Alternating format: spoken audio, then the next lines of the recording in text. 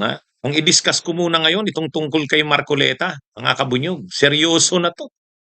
Bawal nang lumabas ng bansa sina Marcoleta. Yan, matindi to. Ha? Nag-apply na ang ombudsman ng precautionary whole departure order sa Sandigan Bayan. Ang ibig sabihin niyan mga kabunyog, hindi na hinihiling ng ombudsman na wag nang payagang lumabas ng bansa si Marcoleta. Hindi lang si Marcoleta, pati si Mike Defensor dahil sa kasong plunder. Ayan Ang ibig sabihin niyan, sa tingin ng ombudsman ay posibleng pag lumabas siya ng bansa baka hindi na bumalik. Yan ang ibig sabihin ng precautionary whole departure order. Parang katulad din yan ng mga precautionary whole departure orders na hiniling din ng ombudsman kay Manny Bunuan. Si dating DPWH Secretary Manuel Bunuan ay hiniling din ng ombudsman na wag nang lumabas ng bansa. Kasi pag pinalabas siya ng bansa, malamang hindi na babalik yan sa bigat ng kasong kinakaharap nito. Plunder. Ganun din sila Chis Escudero. Ganun din si Jingo Estrada. May mga precautionary whole departure orders na yan eh. Hindi na yan pinapabiyahe sa labas ng bansa. Ha? Kung babiyahe man sila, kukuha ng clearance sa korte. Hmm? Ano yan mga kabunyog mga kababayan? Sandigan Bayan ang naglalabas ng precautionary whole departure orders. Kaya dito, ah, itong sinasabi ni Marcoleta, kanina nag-privilege speech si Marcoleta. Hmm? Kung siya daw ay pinipilit na pasukuin, kumbaga kung siya daw ay pinipilit na sumurrender, nagkakamali daw sila, ang tinutukoy niya ang administrasyon, hindi daw siya susuko. Hindi naman siya pinapasuko, pinapanagot lang siya. O ito na ngayon, seryoso na to. Kasi ibig sabihin yan, mabigat yung kasong isinasampa sa kanya. Kasi kung hindi naman mabigat ang kaso, papayagan ka pang bumiyahe. Papayagan ka pang bumiyahe sa labas ng bansa. Total, magaan lang naman ang kaso mo at saka mahina naman ang ebidensya. Pero ito, hindi na. Ibig sabihin nito, sa precautionary whole departure order na hinihiling ng ombudsman sa Sandigan Bayan, hindi na pinapabiyahe si Marcoleta. Hindi na pinapabiyahe sa labas ng bansa. Bakit? Kasi may kaso na siyang plunder sa ombudsman at dahil plunder yan, non-bailable yan, baka hindi na bumalik ng bansa. Yun. Kaya precautionary. Yan. Pagbahagi na kasi hindi na dapat mangyari yung nangyari kay kay ah, kay Harry Roque, pati kay Saldico. Pag nakakalabas ng bansa at mabibigat ang mga kasong kinakaharap, hindi na bumabalik. Ang hirap ng pabalikin. Kaya ito kumbaga, kahit pa siya senador, ha, kahit pa siya senador, ang hiling ng ombudsman, wag nang pabiyahihin yan palabas ng bansa. Kasi mabigat ang kaso niya, plunder. Matibay ang ebidensya sa kanya. Yun ang paniniwala ng ombudsman. At baka pag lumabas siya ng bansa, hindi na bumalik. So, yun po. Yan ang latest dito kay Marcoleta. Kaya yung mga nagsasabi na mukhang hindi naman seryoso ang ombudsman sa sa pag-file ng criminal complaint laban kay Marcoleta, hindi po seryoso ito.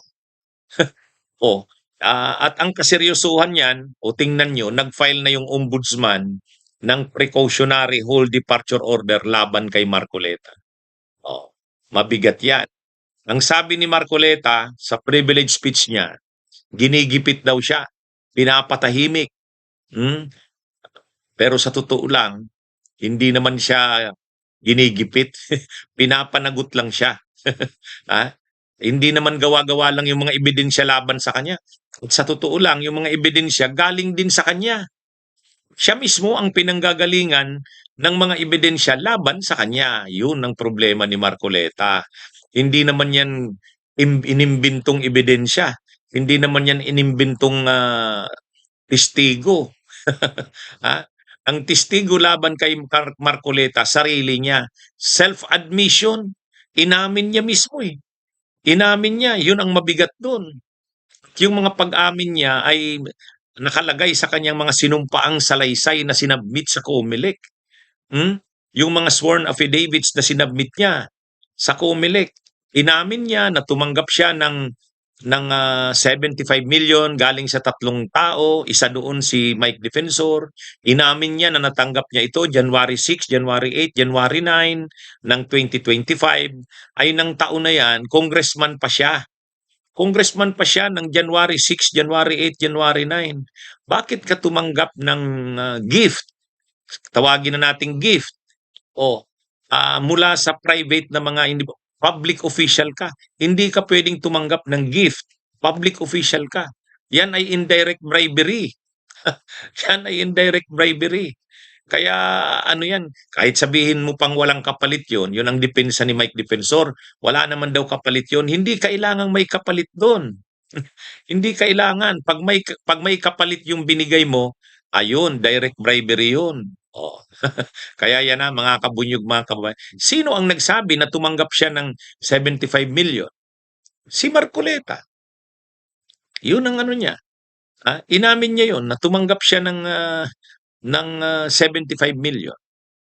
Depensa niya kasi yan doon sa election offense na inimbestigahan ng COMELEC.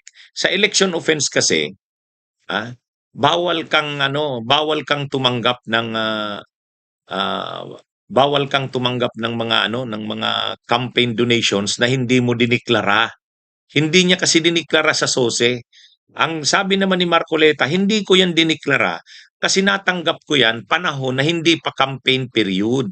So hindi pa ako kandidato niyan. Okay, natanggap mo nga hindi pa campaign period. Pero congressman ka naman, bawal din yun. Kaya, kumbaga, ang hirap lusutan nito kasi siya mismo ang umamin eh. Wala namang taong nagdiin sa kanya kundi sarili niya. Yun ang problema. At dahil lampas 50 million yon, pasok ngayon sa plunder.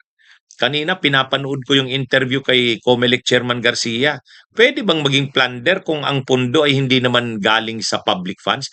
Oo daw. Sabi ni dating ni COMELEC Chairman Garcia, pwede.